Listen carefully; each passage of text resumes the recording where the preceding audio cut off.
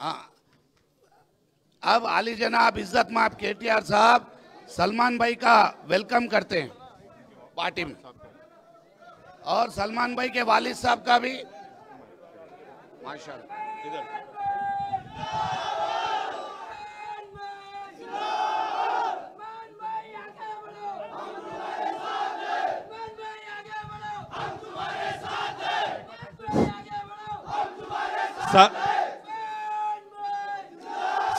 साथ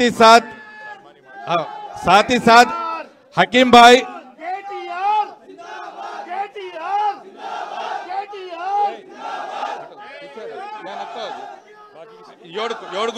आप लोग हटे। एक मिनट साथ ही साथ हकीम भाई को तो डाल दिया है। एमडी शहबाज खान साहब, यूनुस खान साहब, आसिम खान साहब, गफ्फार खान साहब, एमडी शरीफ साहब, इरफान खान साहब, अहमद खान साहब, सोहेल खान साहब, इन लोग को डालने के बाद में बात करने के बाद बाकी के लोगों की ज्वाइनिंग रहती।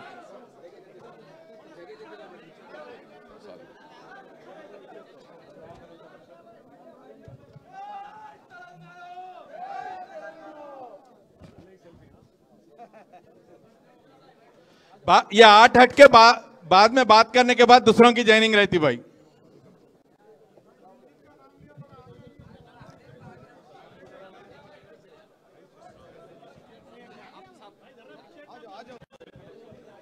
जो खंडवा डाल लिया आप लोग जरा पीछे जाइए प्लीज।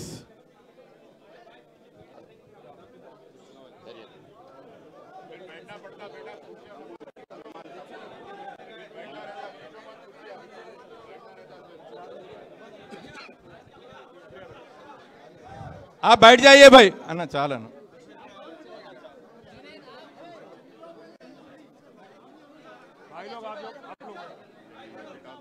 आप लोग बैठिए भाई, आप लोग बैठिए प्लीज। महेंद्र भाई विलन जरपेन रही प्लीज, आप लोग हट जाइए भाई, आप लोग हटो, खत्म। अन्ना आप ऐसे ही भाई, आप तमाम से अदबन गुजारिश है सलमान भाई की ज्वाइन अच्छी तरीके से होने दीजिए, थोड़ा सा सब्र रखिए। सबसे मिलते केटीआर साहब, सबसे 2 मिनट सलमान भाई को 2 मिनट बात करने दीजिए, मेहरबानी करके आप लोग बैठिए। नौजवान बच्चों से गुजारिश है, नौजवानों से गुजारिश है, मेहरबानी करके थोड़ा 2 मिनट बैठिए, मेहरबानी करिए प्लीज। मुझे भाई सलमान भाई भैया बैठिए प्लीज, मेहरबानी करिए बैठिए। अभी हमारे HYC के सलमान भाई अभी BRS के सलमान भाई हो गए। BRS के सलमान भाई से हमारी गुजारिश है कि आप अपने नौजवानों को और रियासत तेलंगाना और जुबली हिल्स की आवाम को 1-2 मिनट मुखातिब करिए।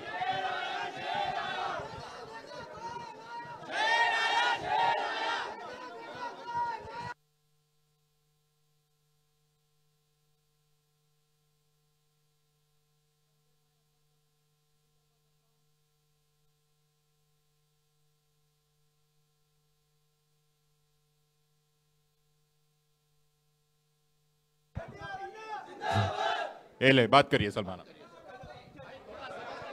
पहले मैं अल्लाह का मैं शुक्रिया अदा करता हूं, और उसके बाद मैं KCR साहब और KTR साहब का मैं शुक्रिया अदा करता हूं, और यहाँ स्टेज पर मौजूद तमाम BRS के कायदीन, ज़िम्मेदार, उन सब का मैं शुक्रिया अदा करता हूं, और जितने भी यहाँ पर जुबली हिल्स के नौजवान मर्द मुजाहिद मौजूद है उन सब का मैं शुक्रिया अदा करता हूं तहे दिल से।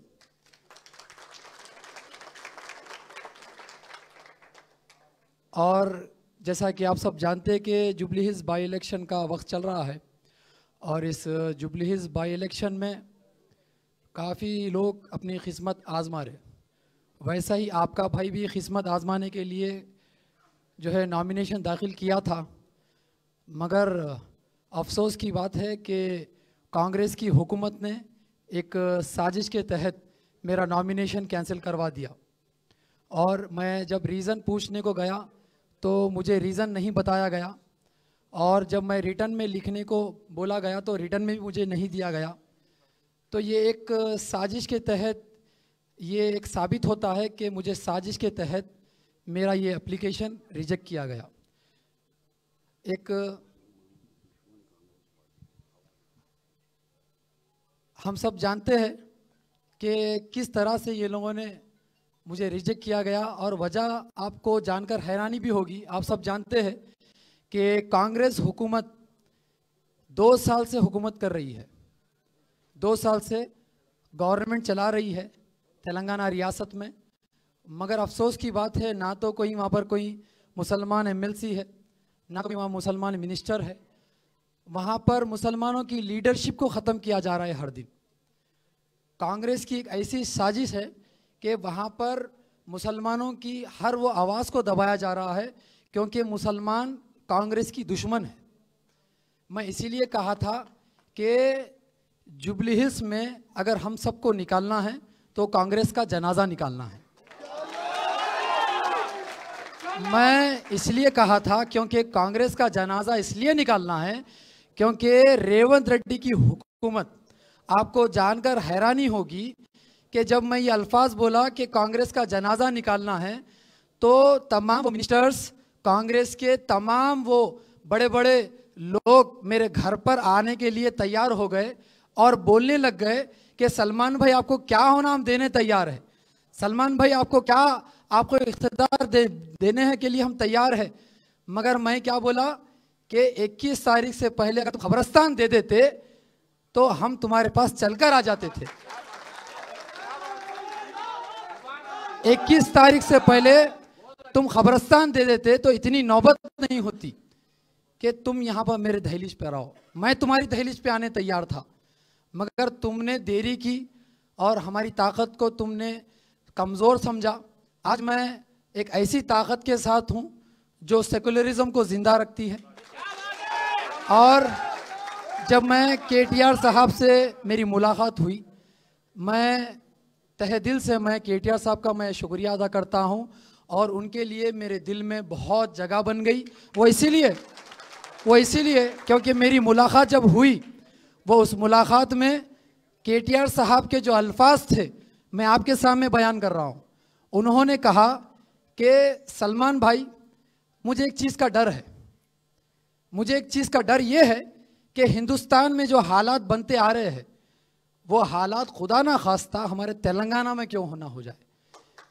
ऐसे हालात मुझे डर है। वो कौन से हालात है कि जहाँ पर एक ही थाली में खाने को बैठे तो उसमें हिंदू भी हो, उसमें मुसलमान भी हो, उसमें सिख भी हो, उसमें ईसाई भी हो। ऐसा माहौल तेलंगाना का होना चाहिए। जब ये अल्फाज मैं सुना कि एक हम जो है ना गंगा जमुना तहजीब को जो है ज़िंदा रखने के लिए हमारे केटीआर साहब के दिल में एक तड़प है, एक फ़िक्र है, तो बहुत बड़ी बात है, बहुत बड़ी बात है। और एक चीज़ मैं मुतालबा किया केटीआर साहब से कि जो ग्रेवयार्ड का था, तो 1 सेकंड नहीं लिए केटीआर साहब, 1 सेकंड नहीं लिए हाँ बोलने पर, क्योंकि वो बुनियादी हक़ है जो हमको मिलना भी ज़रूरी है और इंशाअल्लाह वो मिलकर रहेगा। अगर हम इख्तिदार के भूखे रहते तो हम कहीं पर और चले जाते, मगर हमको जो हक़ लेना है इज़्ज़त के साथ वो हम लेंगे इंशाअल्लाह, और वो केटीआर साहब देने के लिए तैयार है। और ये कांग्रेस की हुकूमत कल से ख़रीदने की कोशिश कर रही थी, कल से ख़रीदने की कोशिश कर रही थी, तमाम वो मिनिस्टर्स ख़रीदने की कोशिश कर रहे थे। तो मैं ये बात केटीआर साहब के सामने भी रखा। केटीआर साहब ने कहा कि हम लड़ रहे हैं, हम वॉरियर्स हैं, हम फाइटर्स हैं, हम हमारे हक़ लेने के लिए हम फाइट करेंगे। तो ये बात भी अच्छी दिखी। अब मैं ये कांग्रेस के जो जितने ज़िम्मेदार जो मेरे पीछे लगे हुए थे, कल से पूरी ताकत लगा लिए, पूरे मिनिस्टर्स आ गए, तमाम वो ज़िम्मेदार आ गए, ये बोलने लगे कि तुमको ये दे देंगे, वो दे देंगे, आदान वो ये कर देंगे, आप बस एक बार सीएम रेवंत रेड्डी साहब के साथ मुलाकात कर लो। मगर मेरा दिल जो है ना ज़मीर गवारा नहीं करा, ना मेरा ईमान गवारा करा कि मैं ख़बरस्तान का सौदा कर सकूं। ये लोग ख़बरस्तान नहीं दे सकते, वो सबको मालूम है। और हमारी जुबली हिल्स में जो लड़ाई है वो ख़बरस्तान की है, और मेरा मकसद था कब्रिस्तान हासिल करना, वो केटीआर साहब आपको आगे बताएंगे इंशाल्लाह। और मैं उम्मीद कर रहा हूँ यहाँ जितने भी लोग यहाँ पर अब जो आए हैं पूरे जुबली हिल्स के जिम्मेदार है, हाथ उठाओ कितने जुबली हिल्स के मेरे साथ आए हुए, तमाम ये जिम्मेदार अहद कर लो कि आने वाले दिनों में जुबली हिल्स में कांग्रेस का जनाजा निकालने के लिए तैयार है इंशाल्लाह। और बीआरएस को इतना मजबूत करना है पूरी रियासत में तेलंगाना रियासत में बीआरएस का झंडा ऊंचा करना है इंशाल्लाह। और जो रेवंत रेड्डी जो हुकूमत चला रहे, वो रेवंत रेड्डी की उसकी औकात भी ये बताना है कि हम कमजोर नहीं हैं, हमको पूछने वाला एक मसीहा हमारे दरमियान में है। तुम मुसलमानों के वोट तो हासिल कर लिए मगर तुम हमको पूछ के नहीं देखे, एक बुनियादी हक तुम नहीं देख सके, मगर सिर्फ मुसलमानों के तुम वोट लेते गए और आज तक हमको कुछ हासिल नहीं हुआ। मैं उम्मीद करता हूं कि केटीआर साहब, केसीआर साहब की ज़ेरे सदारत में कि हमारी तरक्की भी होगी, हमारी हिफाजत भी होगी, तेलंगाना रियासत की तरक्की भी होगी। अगर मैं कुछ जाने अनजाने में अगर केसीआर साहब और केटीआर साहब के बारे में अगर मैं कुछ अल्फाज भी इस्तेमाल किया हूं तो मैं माज़ीरत चाहता हूं साहब आपसे। मेरे बड़े हैं और मेरे दिल में इज्जत होती है बड़ों की, क्योंकि मेरी तरबियत हुई है बड़ों की इज्जत करना। अगर मेरी गलती होती है तो मैं नादिम भी हो जाता हूँ, ये मेरी तरबियत है। और आप सब जानते हैं कितने मुश्किलों से, कितने तकलीफ़ों से मैं गुजरा हुआ इंसान हूँ, बहुत मुश्किलों से गुजरा हुआ इंसान हूँ, सब जानते हैं यहाँ पर, सब जानते हैं यहाँ पर। और जुल्म करने वाले कोई और नहीं थे, वो हमारे ही लोग थे जो हमारे पे जुल्म करे। और सब जानते कि कितना जुल्म हुआ मुझ पर, मगर वो जुल्मों से सहा, लड़ा और आज एक ऐसे प्लेटफॉर्म पे बैठा हूं जहां पर एक मुजाहिद और एक वॉरियर बैठे हैं मेरे साथ। तेलंगाना रियासत अलग करने के लिए बहुत कुर्बानियां उठाई है, तो ऐसे वॉरियरों के साथ एक वॉरियर जुड़ना जो है ना बहुत अच्छी बात है। ऐसे लोगों के साथ नहीं जो आपको खरीदने की बात करते, अगर मुझे अपने आप को बेचना होता तो कब की बेच चुका होता, मगर ये हमारा ईमान बेचने वाला नहीं है, ना हमारा ज़मीर गवारा करेगा।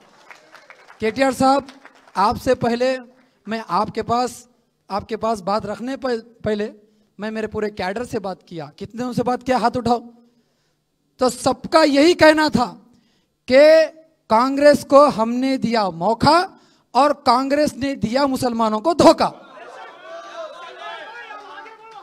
ये सबका यही कहना था कि हर घर जुबली हिल्स में जब जाकर पूछेंगे तो बीआरएस का कहना है और बीआरएस को लाना है। मैं आपको ये मन से कह रहा हूं कि आपकी जीत इंशाअल्लाह तय हो गई। आज तय हो गई। कांग्रेस को कोई भी ताकत सपोर्ट करने दो, इंशाअल्लाह हम सब की ताकत और ऊपर वाले की ताकत आपके साथ है, आपको जिता के लाएंगे इंशाअल्लाह।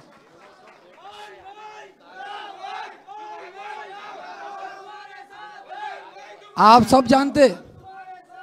सब जानते कि दुनिया में एक नया निज़ाम रहता, चढ़ते हुए सूरज की तो पूजा सब कर लेते, करते कोई तरक्की कर ला तो उसको तारीफ भी करते, मगर जब स्ट्रगलिंग करता, जब लड़ता, लोगों के हक दिलाने के लिए तकलीफ़ां झेलता तो उसका साथ कोई नहीं देता। मगर आज हम सबको एकजुट होना है और ये जालिम को हराना है।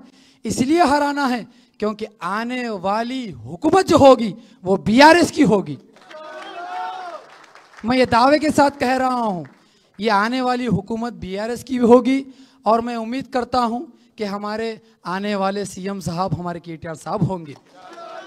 मैं उम्मीद करता हूँ, ये मेरे जज्बात है, ये मेरी दिल की बात है, किसी और की नहीं। ये मेरी दिल की बात है कि आने वाले अगर कोई सीएम होंगे तो नौजवान, होनहार और वॉरियर फाइटर वो केटीआर साहब होंगे। शुक्रिया आप सबका। मैं फिर एक बार शुक्रिया अदा करता हूं कि आप लोग यहां पर आए, हमारी हिम्मत अफजाई किए। और पूरे तेलंगाना स्टेट में यही एक बात चल रही है कि जुबली हिल्स में बीआरएस का झंडा, गुलाबी झंडा लहराने वाला है। शुक्रिया। ये वो सब बेकार है, आने वाली कार है, ये वो सब बेकार है, ये वो सब बेकार है, ये वो सब बेकार है।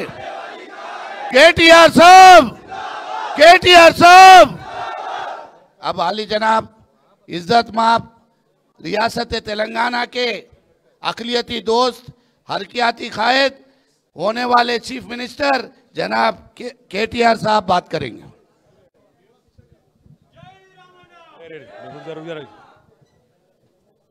हमारे थैंक यू पार्टी के माइनॉरिटी सेल के सदर हमारे भाई मुजीबुद्दीन साहब, साबिका एमएलए, और हमारे भाई शकील अहमद साहब, साथ ही साथ आज हमारे साथ शामिल हो रहे हैं हमारे भाई हैदराबाद यूथ करेज के नाम से पिछले 5 साल ऑर्गेनाइजेशन चलाते, काफ़ी सारे मुश्किलात और काफ़ी सारे मुसीबत भी उन्होंने देखा, और आज हमारे साथ जुड़ के एक बहुत बड़ी शक्ति और बहुत बड़ी ताकत जो आप, नई एनर्जी जो आप आज पार्टी में लाए, मैं सलमान खान साहब का इस्तेकबाल करता हूं।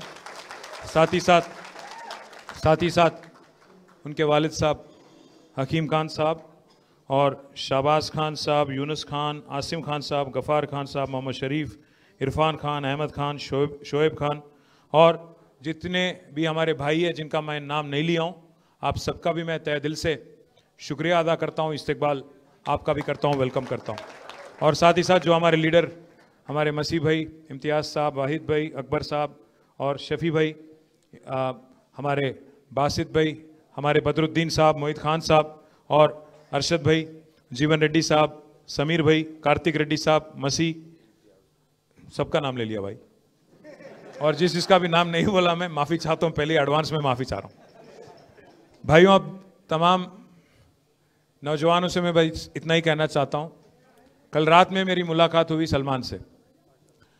मैं इससे पहले कभी मिला नहीं, पर एक दफ़ा शायद 1 साल पहले इनका एक मैसेज आया था मेरे फ़ोन में कि साहब मेरा नाम सलमान खान है, मैं हैदराबाद यूथ करेज करके एक ऑर्गेनाइजेशन है, इसको मैं चलाता हूँ, 10 एम्बुलेंस मैं डोनेट करने वाला हूँ, उसमें मैं आपको चीफ गेस्ट बुलाना चाह रहा हूँ, बोल के इनका मैसेज था। मुझे खबर नहीं था, मालूम नहीं था, अंदाज़ा भी नहीं था कि सलमान खान कौन है, क्या है, हैदराबाद यूथ करेज क्या है, नहीं मालूम था। मैं माफ़ी चाहता हूँ, मैं झूठ नहीं बोलूँगा। तो मैं अपने टीम से पूछा कौन है भाई ये बच्चा, बोले साहब हम लोग थोड़ा चेक करके बताएंगे। फिर बाद में बोले अच्छा काम कर रहा साहब, बहुत अच्छा काम कर रहा, गरीबों की खिदमत करने की कोशिश कर रहे इन्हों। सलमान खान नौजवान लड़का है, शायद 30-35 के बीच में उम्र रहेंगी, काम तो कर रहे हैं, कोशिश तो कर रहे हैं। तो मैंने पूछा हमारे टीम से इरादा क्या है, कोई सियासी फ़ायदे के लिए कर रहे हैं, किस चीज़ के लिए कर रहे हैं? बोले नहीं साहब, लगता तो यही है कि खिदमत करने की कोशिश कर रहे हैं, पर बदकिस्मती वक्त का ये था, प्रॉब्लम था, इसीलिए मैं प्रोग्राम में तो शामिल नहीं हुआ, पर ज़रूर तब से मैं इनकी जितने भी एक्टिविटीज़ हैं सब पे मैं नज़र रख रहा हूँ, गौर कर रहा हूँ। और आज खुशी की बात यह है कि ये जो नौजवान लड़का है सलमान, इतना मैच्योरिटी के साथ आज जिन्होंने जो बात रखने की कोशिश की, एक ही बात में उन्होंने सब कुछ बोल दिया कि हमने बार बार मौका दिया कांग्रेस को और उन्होंने बार बार धोखा ही दिया हमको। ये बस एक सेंटेंस में कांग्रेस की हिस्ट्री, कांग्रेस की तारीख पूरा उन्होंने बता दिया। भाइयों, मैं आपसे 2-4 चीज़ कहना चाहता हूँ। पहली बात ये कि अभी करीब करीब 80 साल होने को आया हिंदुस्तान आज़ाद बन के। आज़ादी के बाद 1 नहीं 2 नहीं, कम से कम 10-11 मौका आपने कांग्रेस पार्टी को दिया, वहाँ पे ऊपर मरकज़ में और यहाँ पे रियासत आंध्र प्रदेश, जब मुत्तहिदा आंध्र प्रदेश था तब, उसके बाद में तेलंगाना में, कुल मिला के 10-11 मौका, 50 से 55 साल हुकूमत चलाने का मौका मरकज़ में और रियासत में आपने मौका दिया उनको। कांग्रेस बस हमेशा से एक ही बात मानती है, उनको लगता है कि वो गुत्तेदार हैं, ठेकेदार हैं मुसलमानों के वोट पे। उनको लगता है कि मुसलमान को किसी और को वोट देने का हक है ही नहीं, इसीलिए कल इनका नॉमिनेशन रिजेक्ट करवा दिए। सलमान अगर वहाँ पे नॉमिनेशन उनका एक्सेप्ट हो जाता। कांग्रेस को मालूम था कि मुसलमान बच्चे जो आपके साथ जुड़ के हैं जरूर कोशिश करेंगे, मेहनत करेंगे, और शायद दोनों पार्टियों में, चाहे वो बीआरएस हो या कांग्रेस हो, दोनों में से किसी को नुकसान हो सकता है। तो साजिश किया, इनकी नॉमिनेशन रिजेक्ट करवा दिया। कल मैंने उनको शाम में दावत दिया, बोला कि सलमान मेरे से आके मिलो आप। चले आए, अपने वालिद साहब के साथ आए, हकीम खान साहब के साथ। हकीम भाई बोले मुझसे कि मुझे 5 मिनट बात करना है आपसे। तो मैं बोला ठीक है। मैंने पूछा उनसे एजेंडा क्या है, कोई सियासी एजेंडा है, क्या चाह रहे हैं आप, क्या बनना चाह रहे हैं सलमान? तो उन्होंने बस एक ही चीज़ कहा, उन्होंने कहा साहब हम कोई पोजीशन के लिए नहीं आए, हम कोई पैसे वैसे लेने वाले नहीं हैं, हम हमारे ज़मीर बेचने वाले नहीं हैं, हम बस एक ही चीज़ आपसे चाहते हैं, एक ही चीज़ चाहते हैं आपसे, इज्जत चाहते हैं, और दूसरी बात हमारे जो ख्वाम है उसका खिदमत और उसके कुछ रिक्वेस्ट हैं वो आपके सामने रखेंगे। बस इन चीज़ों के बारे में आप एक आश्वासन दो, एक हामी दो, उसको लेके हम आगे आएंगे। तो मैंने बार बार इनसे पूछा, दोनों से पूछा, फादर से और सन से, दोनों से पूछा कि साहब बताइए क्या चाहिए उनको। बोले कुछ नहीं चाहिए साहब, कुछ भी नहीं चाहिए। मैंने कहा कुछ अगर मदद करूं, कुछ आप इलेक्शन भी लड़ना, इतना कुछ कर रहे हो आप। बोले नहीं, एक पैसा भी नहीं चाहिए, आपके दिल में जगह चाहिए, बस उतना ही कहा उन्होंने। आपके लिए इज्जत, आपके लिए आपकी एक अल्फाज से कल इज्जत बढ़ गया। और हमारे नवीद इकबाल साहब भी यहीं पे हैं। आपके लिए वो एक बात जो आपने कहा हकीम भाई कि हम लोग बहुत पॉवर्टी से उभर के आके, हम लोग यहाँ तक, गरीबी से उभर के आके यहाँ तक आए। मेरे 5 बच्चे हैं साहब, मैं हर किसी को मैं आला से आला तालीम दिला के किसी को इंजीनियर बनाया, किसी को टीचर बनाया, किसी को कुछ और बनाया। आज सब बच्चे खुश हैं मेरे, मैं भी खुश हूँ, पर मुझे अपना ज़मीर कभी मैं कॉम्प्रोमाइज़ नहीं होता हूँ इस बात पे। बोल के साहब भी बोले कल, मैं आपसे बस एक ही रिक्वेस्ट कर रहा हूँ, एक ही वादा कर रहा हूँ आज। जुबली हिल्स तो एक छोटी मजली अपने लिए, एक छोटी जंग है, पर बड़ी जंग तो हमारी 2028 में होना है। केसीआर साहब जो हैं ऐसे सेक्युलर लीडर हैं, तारीख में शायद हिंदुस्तान, आज़ाद हिंदुस्तान में आज तक कोई चीफ मिनिस्टर ऐसा काम आज तक नहीं किया। आप एक बार सोचिएगा, अभी हमारे शकील साहब कह रहे थे आपसे जब मुखातिब हुए कि आला से आला तालीम, एक बार सोचिए आप, 1,40,000 बच्चे आज टिमरिस स्कूल में पढ़ते हैं। 1,40,000, एक एक बच्चे पे, एक एक बच्ची पे 1,25,000 रुपया सालीना खर्च किया जाता है। किस वजह से? किसने कहा केसीआर साहब से कि आप ये करो? उनके दिल में है कि हमारे बच्चे, हमारे आगे आने वाले नस्लें दुनिया से लड़ने की काबिलियत उनमें होना चाहिए, ग्लोबल सिटीजन बनना चाहिए वो, चाहे वो हिंदू हो, मुसलमान हो, जो भी हो, ईसाई हो, जो भी हो। इसीलिए मैं कह रहा हूं आपसे, केसीआर साहब की जो एजेंडा है वो सेक्युलर एजेंडा है। वो खुद हिंदू है, वो अपने धर्म को नहीं छुपाते हैं, वो धर्म को अपने बीजेपी वालों की तरह सियासी फायदे के लिए इस्तेमाल नहीं करते हैं। हाँ, केसीआर ने तो हिंदुस्तान में सबसे बड़ी मंदिर अगर कोई बनाए तो केसीआर बनाए यादगिरी गुट्टा में। वो छुपा छुपी कुछ नहीं करे केसीआर साहब, खुल्लम खुल्ला करे, बाज़ाब्ता करे, टेंपल भी बनाए, यज्ञ भी करे, और हर किसी की रीत और रिवाज की भी इज्जत केसीआर साहब करते हैं, चाहे हिंदू हो, मुसलमान हो, ईसाई हो, जो भी हो। इसीलिए अगर एक मुसलमान बच्ची की शादी में शादी मुबारक मिलता है तो हिंदू बच्ची और क्रिश्चियन बच्ची की शादी में कल्याण लक्ष्मी मिलता है। अगर एक हिंदू बच्ची को साड़ी मिलता है बतकम्मा दशहरा के दौरान, तो रमजान तोहफा मिलता है हमारे गरीब मुसलमान भाइयों को, बहनों को। और हमारे क्रिश्चियन भाई अगर हैं, ईसाई हैं, तो उनको क्रिसमस गिफ्ट दिया जाता है। ऐसे सेक्युलर लीडर तारीख में हिंदुस्तान में आज तक आपको देखने को नहीं मिला होगा। एक और बात भी आपको याद दिलाता हूं मैं, तालीम और आसरा पेंशन और इसके अलावा काफी सारे जो मदद गरीबों को देना चाहिए, वो सब कुछ केसीआर साहब ने करने की कोशिश की। कांग्रेस के दौर में 200 रुपया पेंशन था, उसको 10 गुना बढ़ाया केसीआर साहब ने। आज आप देखिए क्या माहौल है हैदराबाद में, चाहे आप कोई भी मजहब के हो। आप 2 साल हो गया कांग्रेस की हुकूमत आके, इंदिरा राज्यम बोले, इंदिरा राज्यम, इंदिरा राज्यम। क्या है इंदिरा राज्यम? गरा तोड़ना। क्या है इंदिरा राज्यम? जो वादे करे उसको पूरी तरह से नहीं निभाना, यही आपकी राज है। 420 वादे करे, एक नहीं, 2 नहीं, 420, 6 गारंटी दिए, उसमें से एक फ्री बस बोल के वो दे दिए। वो फ्री बस भी क्या चीज है? औरतों को फ्री, उनके शौहर को डबल रेट। क्या है का फ्री? आप सोचो, आप इसको हैदराबाद में क्या बोलते मालूम? बैगन की बात बोलते। आप सोचो एक बार, औरतों को फ्री करते, शौहर को डबल टिकट और बच्चों को बस पास बढ़ा देना 25%, उसको भी इंक्रीज कर दिए, तो क्या फायदा हुआ फिर घर में? कोई फायदा नहीं। इसलिए मैं बोल रहा हूं, हाँ मार ले रहे तो वो तो है ही, मैं उसके बारे में ज्यादा नहीं बोलता हूं। बस आप एक बात सोचिए, 2 साल हो गए इनको, शायद वक्त नहीं मिला चीफ मिनिस्टर को, एक कोई रिप्रेजेंटेटिव नहीं है मुस्लिम कम्युनिटी से। हिंदुस्तान में पहली बार, आजाद हिंदुस्तान में पहली बार एक ऐसी कांग्रेस हुकूमत है जहां कोई रिप्रेजेंटेशन है मुसलमान का, ना कोई मुस्लिम एमएलए है, ना कोई मुस्लिम एमएलसी है, ना कोई मुस्लिम मिनिस्टर है। बार बार चीफ मिनिस्टर यही कहते हैं कि भाई आप लोग एमएलए नहीं जिताए।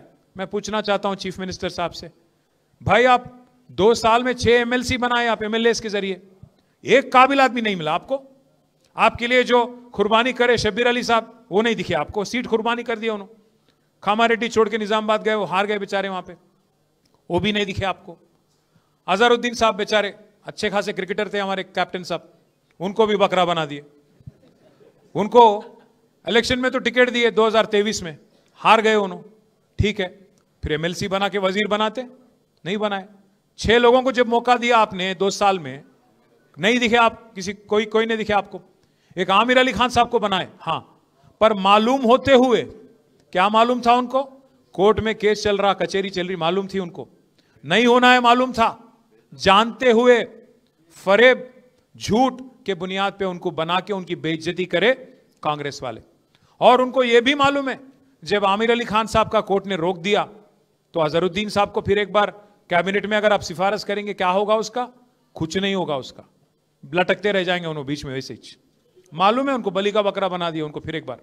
तो इसीलिए मैं बोल रहा हूं, झूठ और फरेब के बुनियाद पे जो हुकूमत चल रही कांग्रेस की यहां पे, इसको सबक सिखाने का एक शानदार मौका आज जुबली हिल्स में आपके सामने है।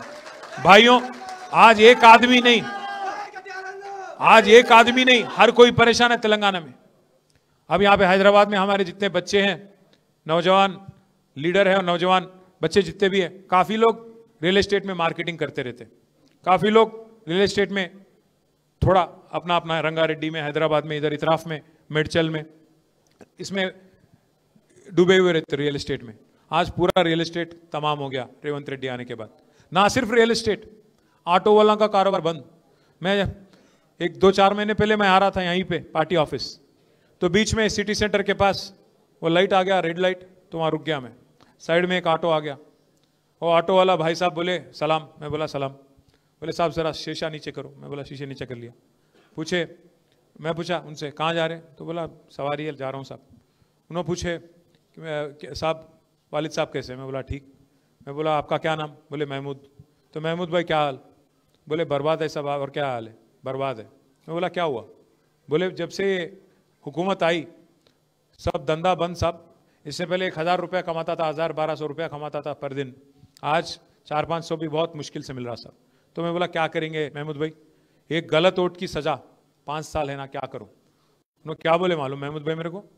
साहब कोई तरकीब नहीं है क्या? साहब कोई तरकीब नहीं है क्या? तो मैं आपसे आज कहना चाहता हूं तरकीब है, तरकीब है। जुबली हिल्स में मुंह तोड़ जवाब दो, जमानत जब्त करो, कांग्रेस की जमानत जब्त करो, तब जाके एहसास होता इनको, तब जाके पता चलता इनको कि अवाम कितनी दुखी है, अवाम कितनी दर्द में है। आज कोई खुश नहीं है। खबरस्तान का मसला भाई ने उठाया, मैं आपसे वादा कर रहा हूं आज अगर हुकूमत नहीं मानती है सीधा सीधा जिद्दोजहद करेंगे, जल्द से जल्द इनसे छीनने की कोशिश करेंगे, हासिल करने की कोशिश करेंगे। अगर हुकूमत नहीं मानती 2 साल में हमारी हुकूमत वापस आ रही, केसीआर साहब फिर चीफ मिनिस्टर बनने वाले हैं। और मैं वादा कर रहा हूं आपको, वादा कर रहा हूं आपके साथ, पहले ही हफ्ते में जीओ निकालेंगे, आपको आपके हवाले कर देंगे, जो भी जमीन वहां पे है आपके हवाले करेंगे। और साथ साथ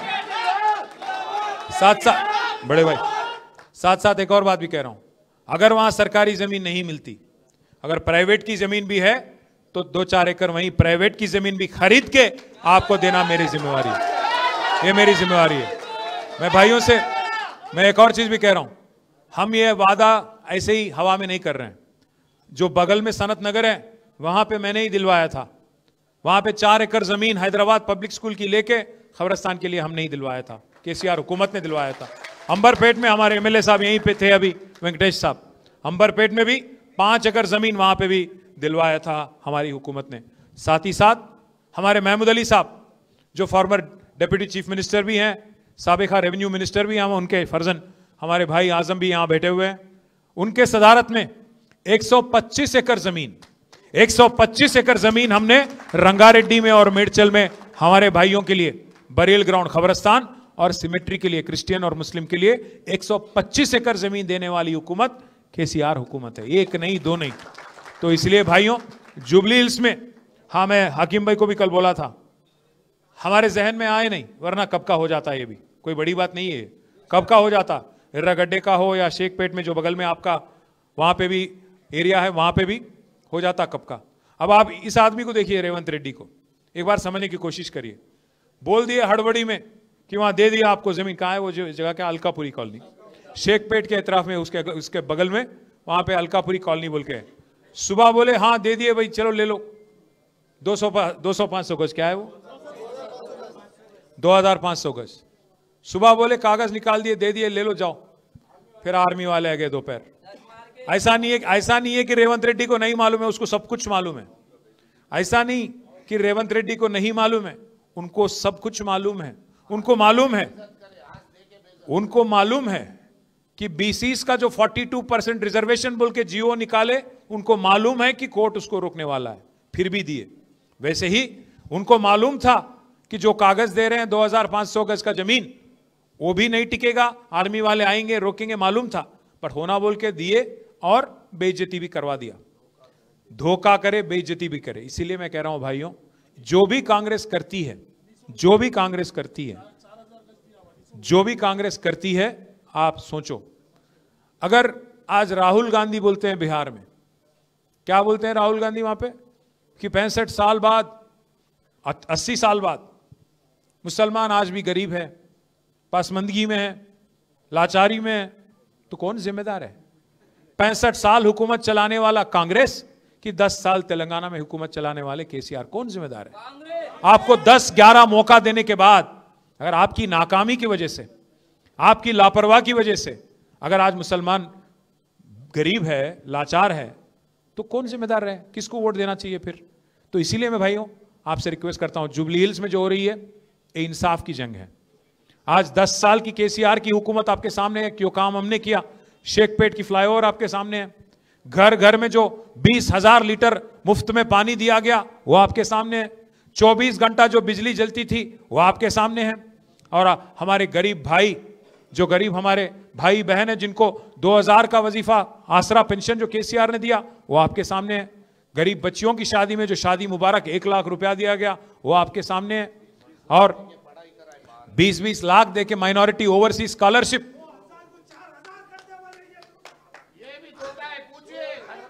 नहीं मैं उसके बारे में भी बोलने वाला हूं। बड़े भाई 1 मिनट, हमारे भाई बोल रहे हैं, क्या नाम है बड़े भाई? मोहम्मद अब्दुल खादर।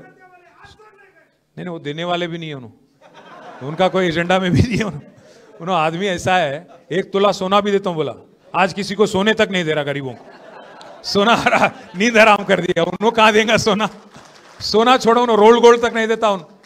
मैं क्या बोल रहा हूं साहब, उनका एजेंडा बस एक ही था, हथेली में जन्नत दिखाओ, आवाम को गुमराह करो, गद्दी हासिल करो, सत्ता हासिल करो, बस उतना ही था। उसके बाद में आज लूटमार चल रहा।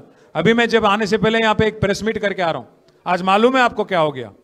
एक ईमानदार ऑफिसर थे हमारे तेलंगाना रियासत में, जिनका नाम है सैयद अली मुर्तजा रिजवी, ईमानदार ऑफिसर, 99 बैच का आईएएस ऑफिसर है, बहुत ईमानदार, हमारे साथ भी काम कर चुके हैं। आज उनको मजबूरन 10 साल उनका सर्विस है, उनको मजबूरन आज वॉलंटरी रिटायरमेंट लेना पड़ा। पता है क्यों?